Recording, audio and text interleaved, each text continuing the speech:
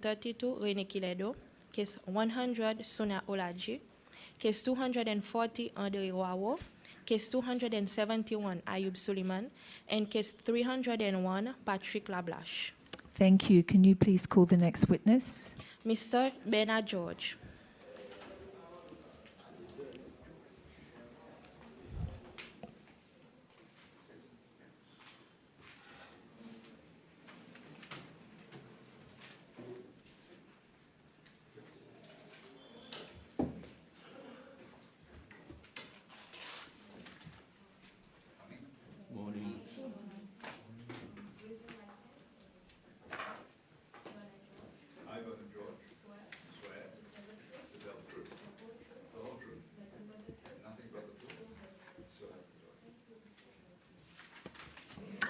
Thank you, Mr. George, for appearing before the Commission today. Nice to see you again. Seems like it's been a long time. It has been a long time. Good morning. Very happy to be here. Thank you. May I simply say that I have a 10 o'clock matter before the Supreme Court? Okay. Just so that we... No worries. We will let you go. Even if we're not done, we will let you go. Okay. We will endeavour to get everything done. So we asked you to appear before the Commission as a witness in relation to two cases. The complaint that's been filed by John Booth in case 269 and a complaint filed by John Dukley in case 125. So in his complaint, Mr. Booth alleges that the police planted drugs on his person and you represented him during the court proceedings. And he claims that you told him the judge hearing his case would be unable to assist him as the case was being judged by State House. And Mr. Booth further claims that during the time following the coup, it was common practice for the police to plant drugs on people that were opposed to the party that took power with the coup. And the second complaint of John Dukley is his unlawful arrest. He says it was an unlawful arrest for unlawful assembly on 30th September 1984, and you represented him. And he claims that his was a case of mistaken identity, that he was attending the regatta on Beauvalon Beach when a police officer said that he knew, beckoned him to come over, and then said, I've been instructed to arrest you. So just any evidence you can give us in relation to both of those cases would be helpful. Thank you. Good morning, commissioners, and thank you for asking me to come and assist you. May I start with the John Booth case? I remember the case, but the details are very vague because it was a long time ago and it's one amongst many cases. And it is a case. Did I understand you to say that it was sometime in 1982? Was that the... if it was before 87... 1984. If it was before 86 or 7, then I would not have any records because I was then the director of a law center, and when I left to set up my own private practice, I naturally left all the case files behind. And in fact, I went to my archives to make doubly sure that I did not have Mr. Booth's file, and I don't, for the reasons I've just given. So I'm only going to be able to assist you from memory. The facts of Mr. Booth's case are very sketchy. I remember definitely the name because it was such an unusual name, and I remember the fact that he had been charged with with possession of drugs, and that the defense that we took was one that the drugs had been planted. That much I remember. The rest is extremely vague. I assume Mr. Booth was convicted because that would have been the normal course of events at the time, or the expected course of events, rather. With cases of planting, of course, what I might have told Mr. Booth and what I probably did tell him was this. We will run the defense, but at the end of the day, the court, having to choose between your testimony and that of a police officer, is likely to choose the latter. And so therefore, your chances of succeeding on a defense of planting are extremely slim. I say this because this is the kind of advice that I repeated many times to many clients during those years. I can say, in response to the second limb of your question, Madam Chair, that yes, cases of planting were not unknown at the time, and they were an easy way of ensuring that persons who opposed the regime were dealt with legally, if you wish. And Mr. Both would have fallen into that category. I will be, I hope, coming back to this commission in another matter in the future,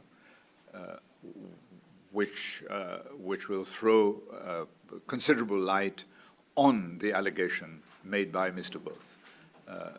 And it's a case which I remember more vividly because it went through the court process and to the Court of Appeal.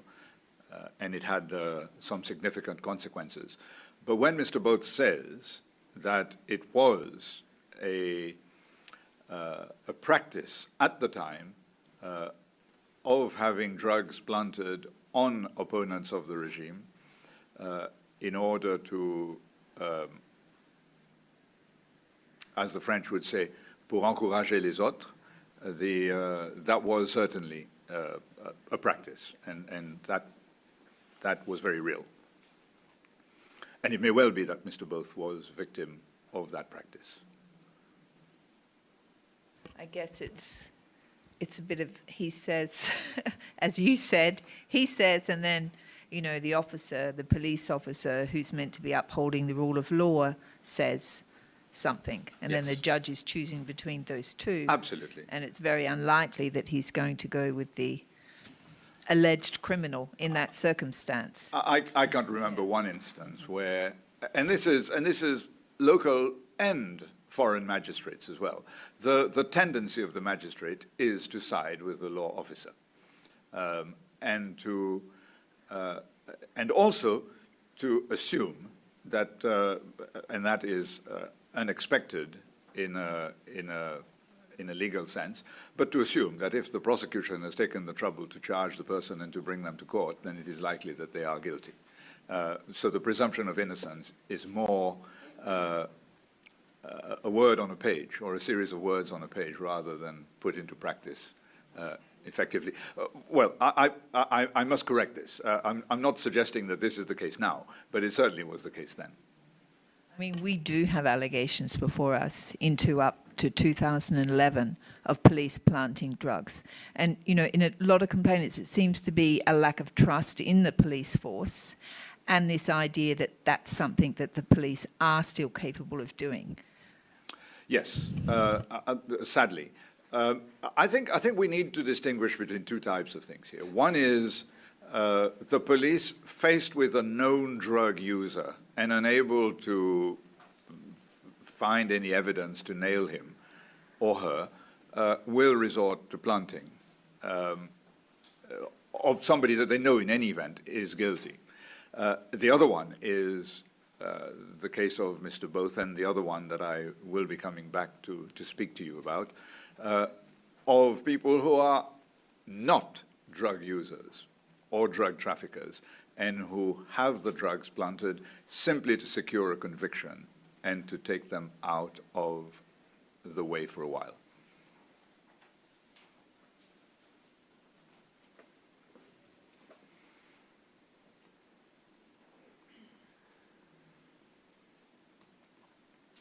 So in this case, I mean, it could be true, but categorically, I am unable to say that this was the case. I was faced with facts given to me by a client. We ran the defense, which was clearly a good defense, but it was the only available defense at the time. You see, when you have a blunting allegation, you must start off on the basis that the drugs were found in the possession of the accused. So that curtails your room of maneuver considerably. You have to accept that the drugs were in the possession of the accused, and then take the very slim chance that you have of running a defense that it was blunting, knowing full well that you have an uphill struggle to make that defense stick. And it rarely, if ever, happens. But if it's true, if what the accused tells you is true, that it was blunted, then you must run that defense, knowing full well that the chances of success are minimal. George, empty clarification. Oui. The idea of being in possession of the substance Yes. is still maintained until today. Yes. Yes, it's still an offense. Yeah. To be in possession. Yeah. Yes. But the fact is, for you to be able to catch a drug dealer or whoever, that person has to be in possession. That makes things very difficult. It is. So for the drug dealers, Well, you would well, never convict them. Well, it makes things very difficult for both from a law enforcement point Yeah, of view, yes, yeah. because the drug trafficker will rarely have the drugs in his possession. Exactly. He will be using other people to do the actual trafficking, which is why so few major traffickers known to everybody are unable to be convicted because the evidence is just not there. And of course, it's the smaller fish down the line who are in possession. And the law said so. That's the problem. You see, if you have a rule of law and a presumption of innocence, and if you are a rules-based society, and we are, Yeah. you must convict on evidence. You cannot convict on anything else. Yeah. Thank you.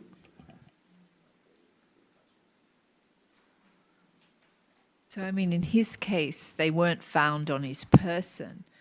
It was a small bag that was produced at the police station, and the police saying, we took these from you. Yes. And yes. he claims there's people that know this, that saw this, but at the time they could not talk. Yes. So, Well, yeah. That was also very usual.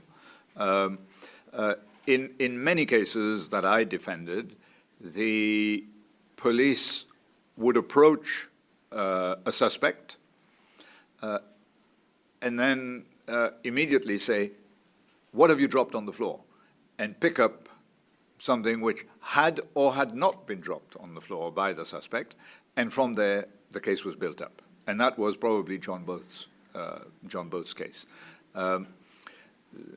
It is not unknown, sadly, for the police to have resorted to those tactics, as I say, in some cases in order to get known traffickers or possessors where the evidence was lacking, and in other cases for purely political ends.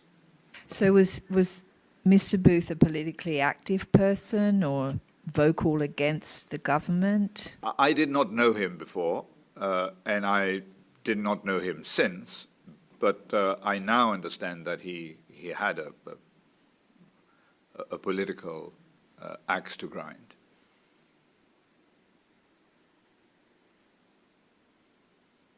You see, Madam Chair, it's difficult to tell because very many people, as we now found out, even I find out listening to the deliberations before you, many people who we never knew were actively involved at all in politics, we now find out were actually very involved. But they hid it so well at the time that we didn't know.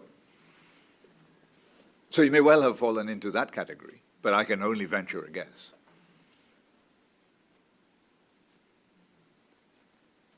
So I'm just wondering if any of those people out there who he says saw, if they could come forward, it would be very helpful for us. It would be very helpful. Obviously, police officers Yes. at the time.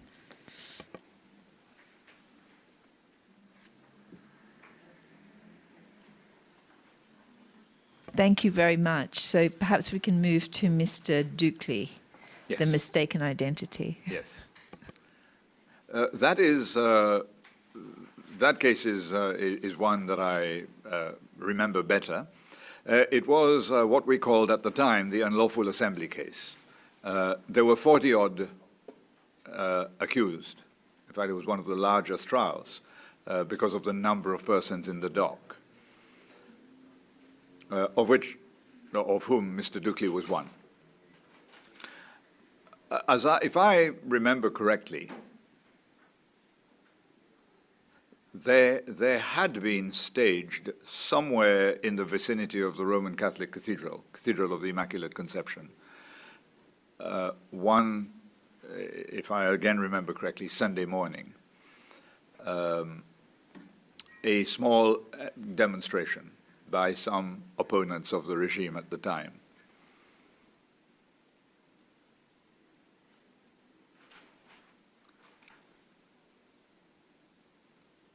The police,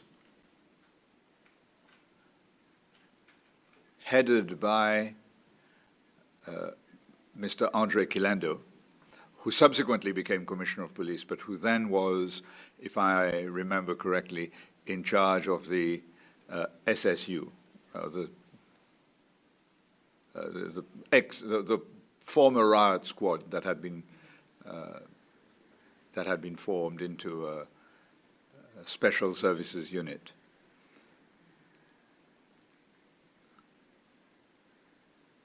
Broke up the demonstration, which was I think, just a gathering of people, if I remember. Perhaps there were placards, but it was by no means a violent demonstration. And the demonstration was broken up by those taking part being arrested and taken to the police station.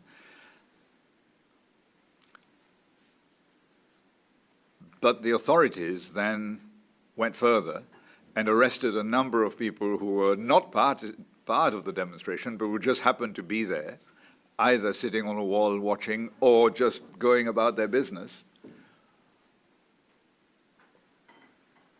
And subsequently, others who were not there at all, and who were in different places, but who the testimony of the police officers later put at the scene. Mr. Dukley was one, I think, who fell into that category. I was briefed to defend all of them, all of the accused persons, 40-odd, bar one, the first accused, Miss Kathleen Pillay, then Mrs. Kathleen Boulay, now. She defended herself. And I defended accused number 2 through accused number 42, or however many there were. It was a long trial. And again, the whole trial was based on identification testimony, principally the testimony of Mr. Quilando. And it was clear. It was clear that he was putting some people at the scene who were not there at all. Or he was alleging that some of them were doing things which they were not doing.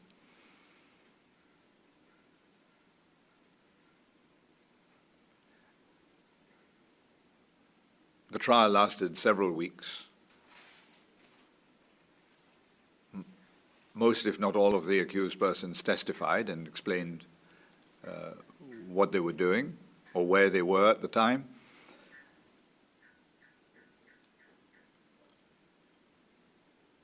The court, again, as in the case of Mr. Both, sided with the official witnesses and did not believe any of the accused persons, who were all convicted and fined.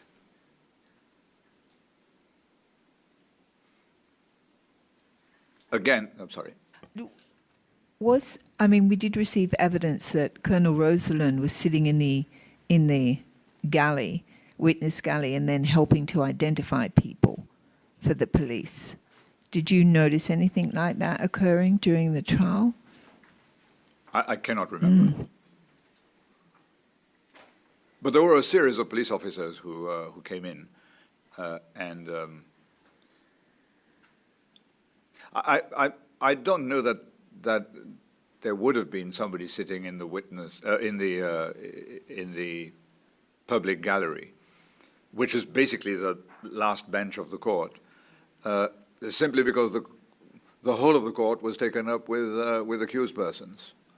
But it may well have occurred outside of the court, because the courtroom, which was B court, if I remember well, A court and B court in those days, just opened out onto the veranda of the courthouse, facing the street.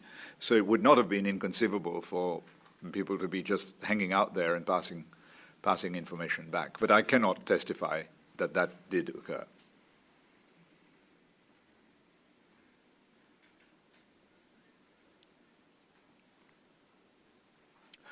What is clear is that a number of people, and very probably Mr. Dukley, were just not there and were roped in again because they were known opponents of the regime, and this was a good opportunity to warn them of the dangers of opposing the government.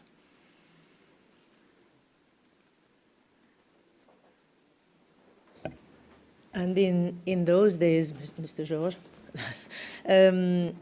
the right to assemble wasn't really there. I mean, people, they couldn't have asked for permission to organize such a gathering, could they? No, no, you're absolutely right, Madam Commissioner. The 1979 Constitution, which prevailed until 1993, did not have a Bill of Rights. It had a statement of principles, I think, which were set out in the preamble. But in one of the schedules, it was stated very clearly that that statement of principles had no force of law. You know, Mr. Georges, this happens every time. Whenever anyone speaks in English, people start calling, saying, please, can they speak in Creole? So if you don't mind. I don't mind at all. Thank you. Thank you. Thank you. Yeah. Perhaps I should have offered to speak in Creole. Maybe that point you just made you could repeat in Creole. Yeah. About there being no right to assemble. Oui, ça l'étant, tu n'as pas, il paraît que du monde tu n'as pas droit pour assembler de toute façon, et alors les autres pas capables de demander permission. Exactement.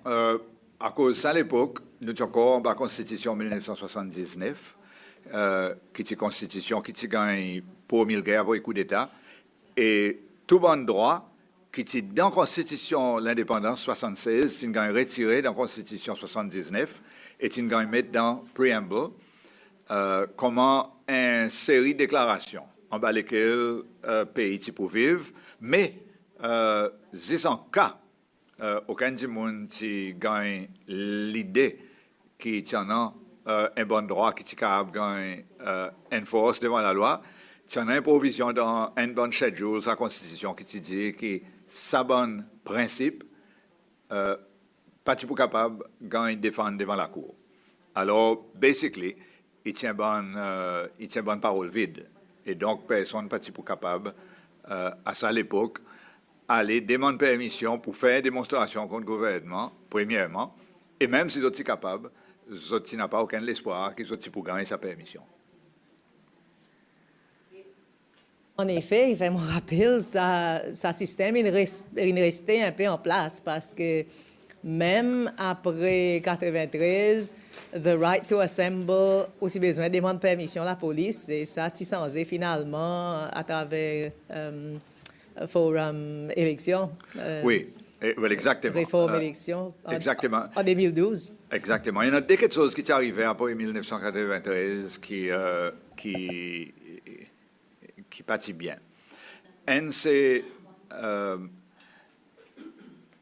la loi, pareil, nous s'appelle l'IPOA at the time,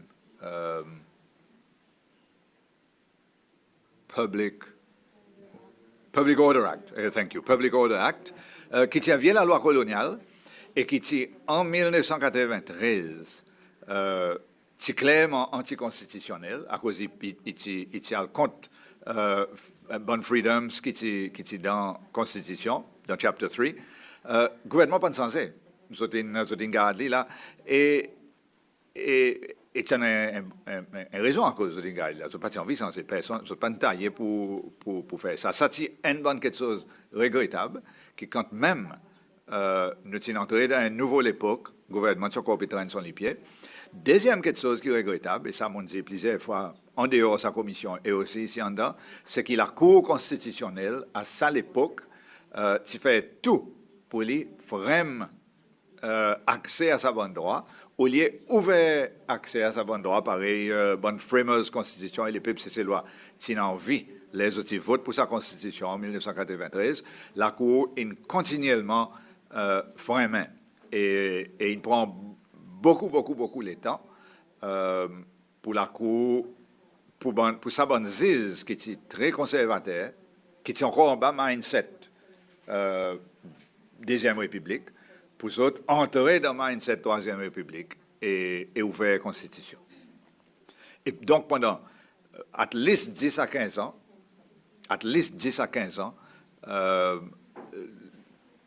beaucoup de bonnes droits pratiquement manifestés, manière les autres des vrais, et manière les peuples cécélois tient en vie. Et ça, il y a quelque chose de regrettable, et il y a un gros tasse l'eau judiciaire à l'époque. Monsieur Georges, avec l'expérience et qualification, si la loi, il y a le compte à quelque chose qui est dans la Constitution, par exemple, si la loi il retire un droit humain, est-ce que c'est la loi illégale? Oui. Enfin, il n'est pas légal, mais jusqu'à l'heure qu'il y a la Cour, c'est-à-dire la Cour constitutionnelle, dans nos cas, il dit qu'il est illégal, il reste légal. Et ça, c'est un principe de la loi. Quand même un zizi fait un l'ordre qui mal, sa l'ordre, il a besoin de respecter jusqu'à l'heure, l'autre zizi, il casse sa l'ordre. Et même ça fait point la loi. Quand même il est anticonstitutionnel, il reste comme est la loi, in force, qu'il a besoin de suivre jusqu'à l'heure que la Cour constitutionnelle dit qu'il est unconstitutional. Et ça question qui sortit, qui découle là-dedans, c'est quand est-ce qu'il vient anticonstitutionnel? Est-ce qu'il vient anticonstitutionnel? La Cour constitutionnelle dit qu'il n'est pas constitutionnel, ou bien est-ce que tout le monde quelque chose qu'il a fait en Bali est anticonstitutionnel, et donc il retourne à 1993. Ça, c'est une question que la Cour avait besoin de faire face avec à un certain moment. Is it prospective or is it retrospective? Ça c'est il y a l'argument légal qui pourquoi exerce l'esprit nous pensons ici à cause de personne. Pourquoi devant cette question? Maître Bernard, bonjour. Bonjour. Moi, dans sa même lignée de questions, par exemple, Hitler, quand il vient au pouvoir en Allemagne, tout quelque chose d'illégal. Mais quand il choisit pour créer Auschwitz et qu'il commence à persécuter les Juifs, commence à tuer les Juifs, est-ce qu'il y a l'action, ça la loi pour purifier la race aryenne? Est-ce qu'il y a une situation, la loi légale? Je peux répondre de la même façon. Il dit oui. Si la loi est passée en bonne et due forme dans un système légal, même si ça la loi est abhorrent, illégal. Si par exemple, demain, nous passons la loi ici pour dire que tous les enfants qui naissent avec les yeux bleus et que CV blanc, pour gagner tout immédiatement maternité, il est légal. Mais immédiatement, un petit monde promène devant la Cour constitutionnelle et rodin l'ordre comme quoi il est anticonstitutionnel. Et il peut gagner à l'ordre. Mais jusqu'à là, ça est arrivé illégal. Raison, m'ont dit qu'il y a un concept assez compliqué. Il y en a une question philosophique derrière lui. Et sa question, c'est, premièrement, qui ça veut dire ça la loi illégale? Est-ce que ça la loi illégale technically, ou bien est-ce qu'il est illégal si un du monde pas respecté lui? Et problème avec sa question, avant qu'il me réponde sa question, ça a levé plusieurs fois dans l'époque apartheid de l'Afrique du Sud. Et un bon du monde qui développe sa théorie, à part d'un grand penseur constitutionnel sud-africain, c'était Desmond Tutu, l'archevêque Desmond, qui dit qu'ici, la loi est tellement abhorrente. Un citoyen a un droit pour ne pas respecter ça, la loi. Il y en a un droit, il y a un devoir pour ne pas respecter ça, la loi. Qui est un argument qui m'ont content. Mais at the same time, si on a un rule of law et on laisse du monde apprécier pour eux-mêmes d'une façon subjective, à cause du monde la race africaine, Sud-Afrique, tu peux voir ça la loi comme mauvais. Mais du monde race blanc, quelquefois pas petit peu. Ou bien un bon pourcentage d'autres, tu peux croire qu'il y a un bon la loi à cause des autres qui ne passent à la loi. Alors, là où pour laisser la loi, l'égalité à la loi, l'appréciation subjective du monde, on peut créer un problème. À cause qu'il y a pour dire que l'interprétation est plus bonne que ça qui pour moi. C'est pour sa raison que la Cour dit, jusqu'à l'heure qui gagne set aside, il y a la loi qui est valable. Humainement parlant, dans un sens, M. Bernard,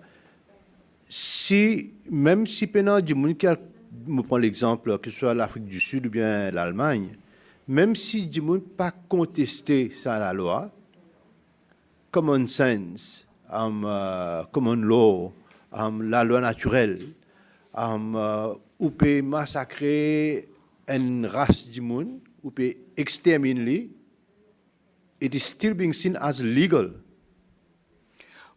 Nos constitutions disent, et c'est une formule qui pas nous qui l'inventons, mais c'est une formule constitutionnelle qui existait dans tout bon pays, pareil nous qui avons un rule of law et qu'un principe constitutionnel.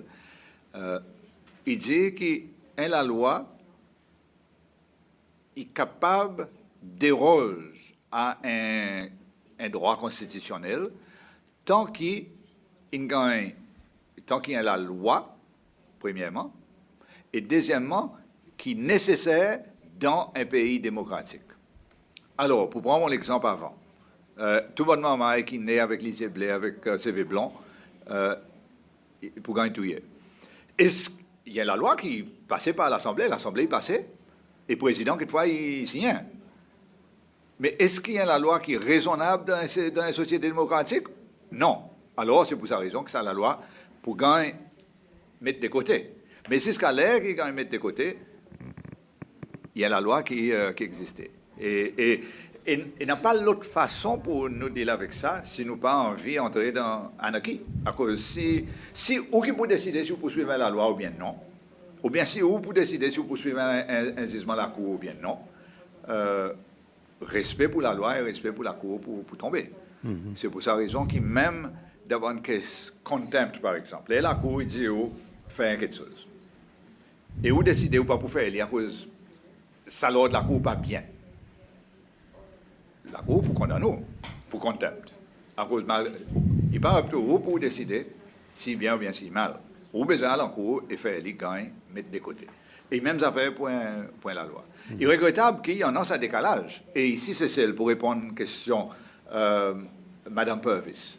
Ici, c'est celle, Public Order Act, il restait pour plaisir l'en est. Et le gouvernement, tu connais qu'il est anticonstitutionnel. Et citoyen, tu connais qu'il est anticonstitutionnel.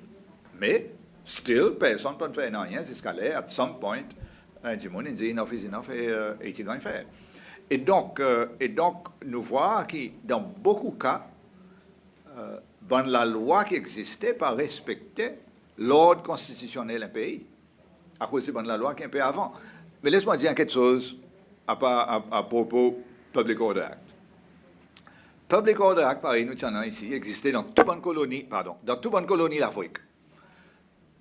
Tout le monde freedom fighters africains qui poussaient pour gagner l'indépendance, les moments qu'ils ont une président dans autre pays, ils ont une garde Public Order Act.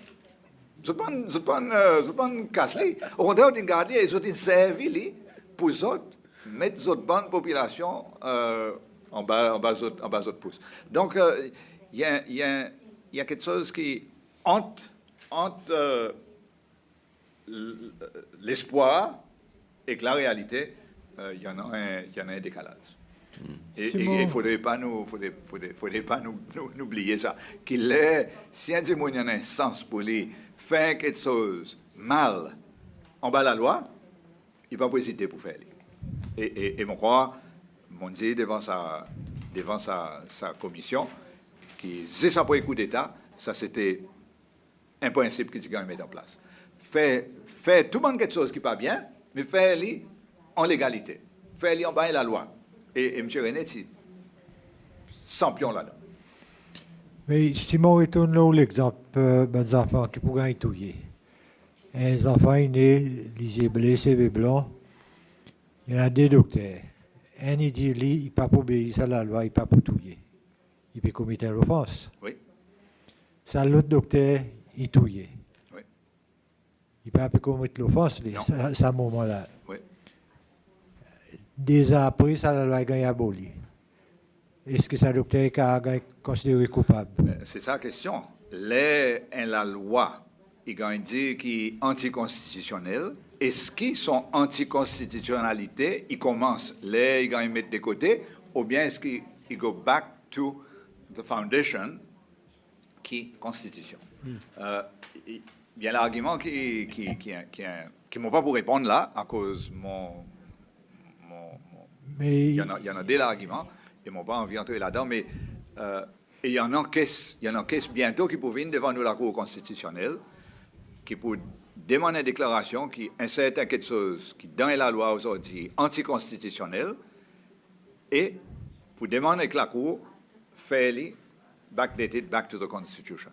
Mais nous pouvons entrer dans ce débat nous, à cause il y a une quantité de monde qui nous devant nous, une fait complète, qui n'arrive avec les autres, qui viole les droits constitutionnels. Oui. Mais c'est la loi qui te donne au gouvernement droit pour violer le droit du monde. Oui. La Côte présente, nous pouvons besoin guetter. Absolument. Ben voilà un bon quelque chose. Si les autres ont envie de faire sa détermination, moi, encourage les autres pour faire à cause, il n'y a pas quelque chose qui devrait être péheng. Il y a quelque chose qui nous devrait arriver à une solution. Et si les autres sont capables de faire, soit pas eux mêmes, après qu'ils ont écouté un expert légal, soit qu'ils ont envoyé une déclaration devant la Cour,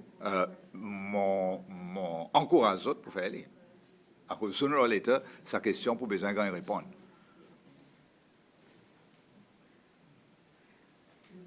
Monsieur Georges, mon roi, les temps est passé, ou avez besoin? Moi, encore 20 minutes. Encore 20 minutes, OK.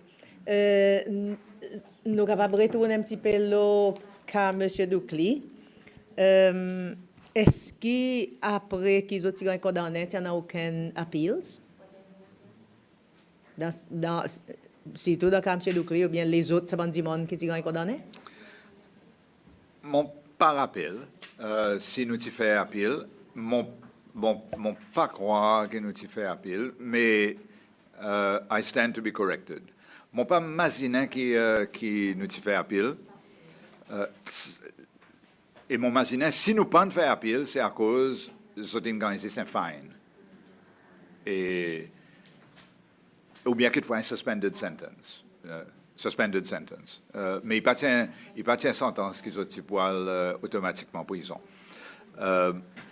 Mais mon mon mémoire, il fait moins défaut. Mon pas rappel si tu en as un à pile.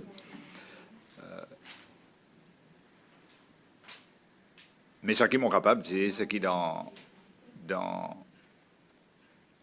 beaucoup, sinon la majorité cas, ça 40 et quelques dimons, c'est complètement innocent à cause de parti dans sa démonstration ou bien de parti même dans sa endroit à ce moment. Et sa conviction tient face en ce qui concerne les autres. Il est basé sur l'évidence, certainement. Il y a des gens qui viennent dire qu'ils sont là, et la Cour croit que c'est des gens, mais c'est des gens participer cause la vérité dans plusieurs cas. Yeah, I think he got 2 years suspended. He was sentenced for 2 years suspended. He also said that sometime afterwards that his sister-in-law, she was teaching the children of the judge, Judge Alia, and she told him that he'd been wrongly convicted and he apologized for that.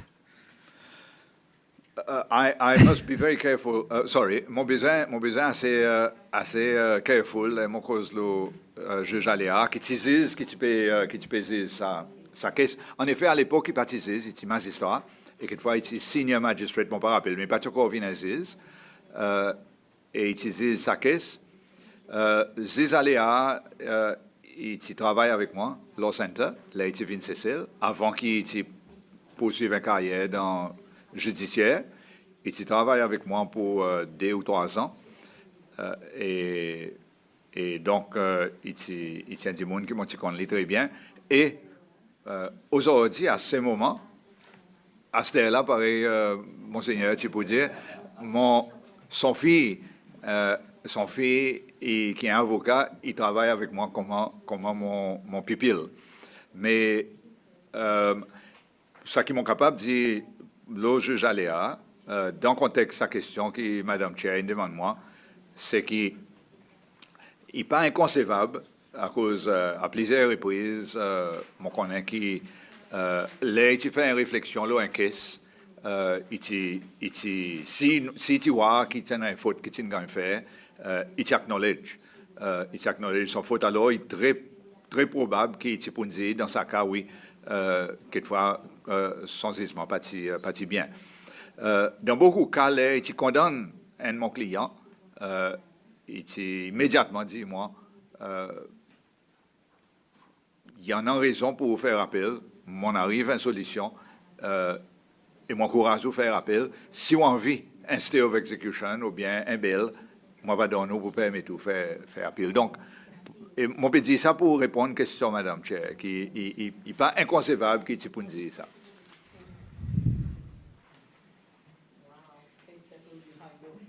Hein?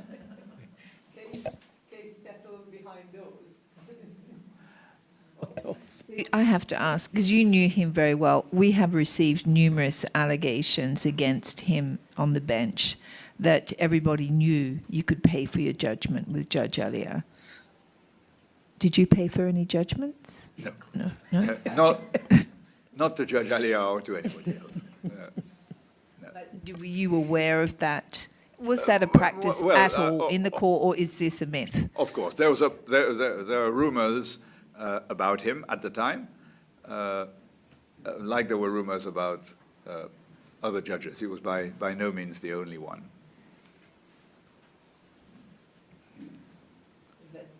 But there was no concrete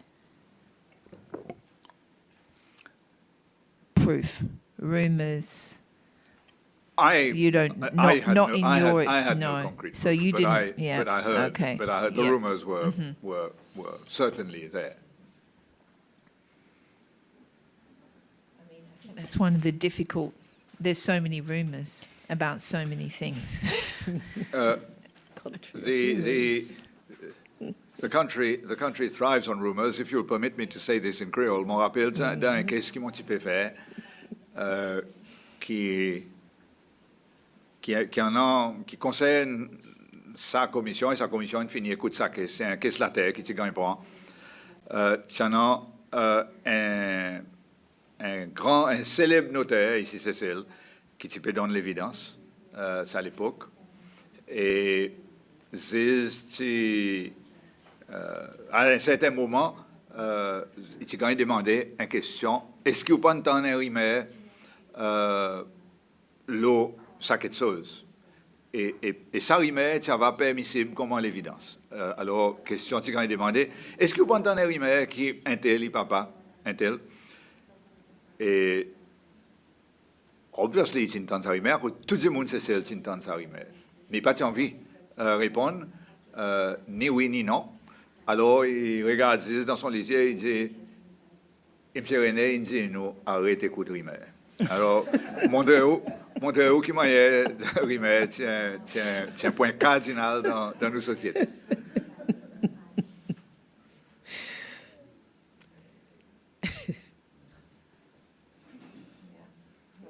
Make finding the truth easy, right? It doesn't, and I feel for you.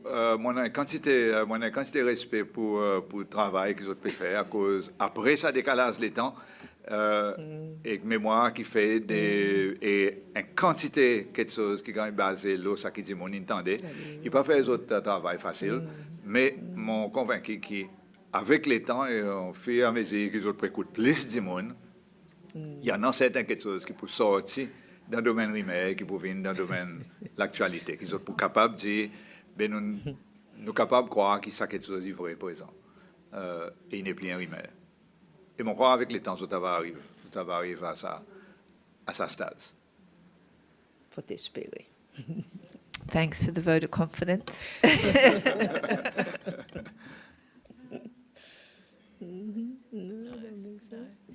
So the case that you're coming back in, is that Reese Diaz? Yes, That's it is. his case, Yes, it because is. he's quite famous, his It's case. a famous case, and I think it's one that this commission needs to Yes. consider. I was involved very, very heavily in it.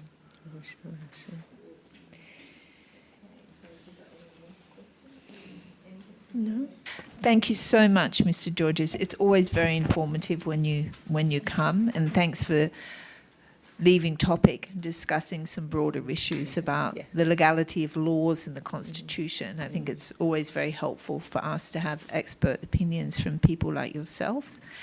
We're very grateful. You have 9 minutes to get to the court, unless there's something. We have no further questions unless you would like to add something. I have nothing to add, Madam Chair. I'm here, as you know, as I keep repeating, to help you whenever you need. Don't hesitate. And thank you for your kind words. Yes, I think we will call you. We will be calling you again in more broadly to assist us in some legal issues that we're dealing with, if you don't mind. in I the don't mind future. at all. I'm very That's happy great. very happy to come and help. Yeah, we appreciate that so much. Thank you very much. Thank you. So we will adjourn now and we will return at 11. Thank you. All rise.